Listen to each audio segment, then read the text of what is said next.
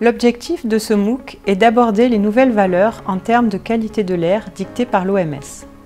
Jusqu'à maintenant, Helsinki, en Finlande, était considéré comme un modèle avec un taux annuel de particules fines de 2,5 microns, de 10 microgrammes par mètre cube et par an. Cependant, selon de récentes études épidémiologiques, ces seuils OMS de 2005 n'étaient pas suffisants pour permettre une franche diminution des pathologies liées à la pollution de l'air. 90% de ces pathologies pourraient être enrayées selon l'OMS en respectant les nouvelles valeurs.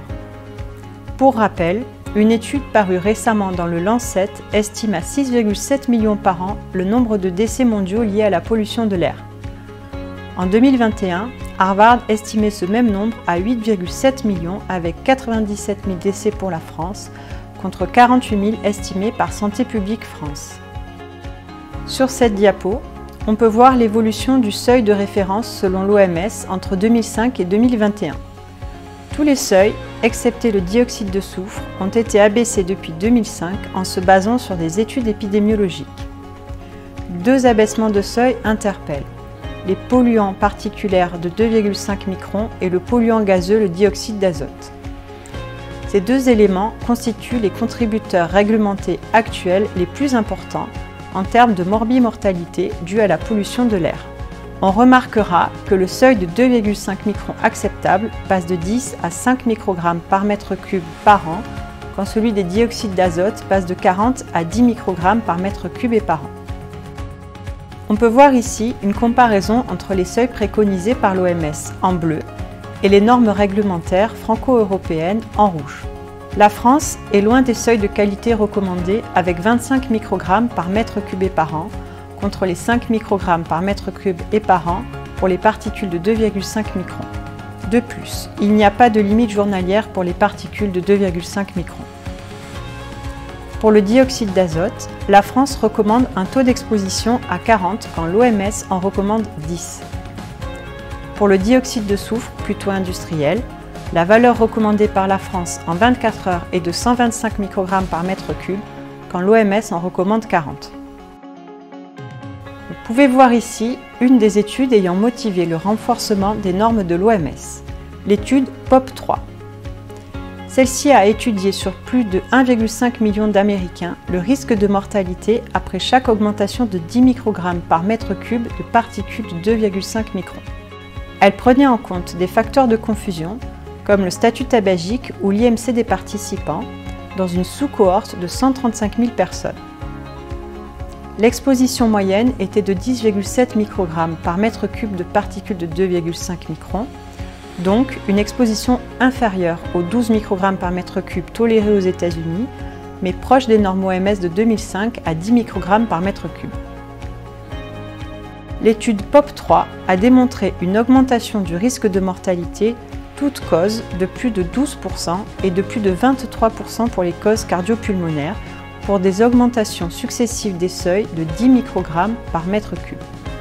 On voit ici que concernant les mortalités toutes causes, la relation réponse est plus plate aux concentrations les plus faibles, moins de 8 microgrammes par mètre cube.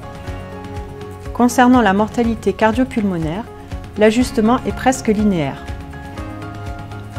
On voit aisément qu'il n'y a pas de valeur seuil concernant l'augmentation de la mortalité.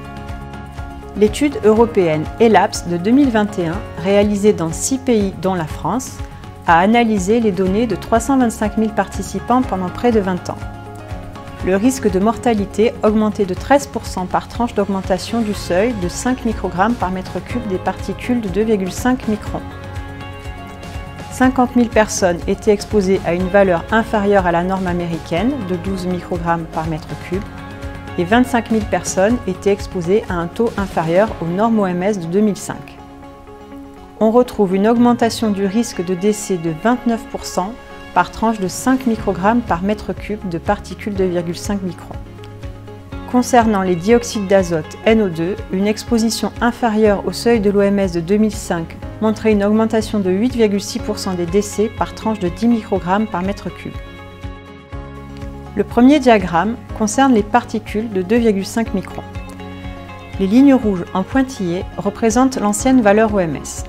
le diagramme confirme l'élévation de la mortalité dès 5 microgrammes par mètre cube, alors que pour le dioxyde d'azote à droite, c'est à partir de 10 microgrammes par mètre cube. Pour résumer, les anciennes normes OMS n'étaient pas assez protectrices pour la santé. Les seuils actuels des normes européennes le sont encore moins. On peut retenir qu'il n'y a pas de seuil d'exposition aux polluants, en dessous duquel il n'y a pas d'effet sanitaire. De nombreux polluants de l'air très toxiques aussi ne font toujours pas l'objet de suivi dans l'air ambiant ou de normes. Il faudrait donc aller plus loin. On parle ici par exemple du black carbone, les particules ultra fines inférieures à 0,1 micromètre qui peuvent représenter 90% des particules présentes près du trafic. On parle aussi des composés organiques volatiles cancérigènes comme le butadiène et de nombreux hydrocarbones aromatiques polycycliques. La pollution de l'air est un enjeu de santé publique et l'amélioration de la qualité de l'air est donc fondamentale.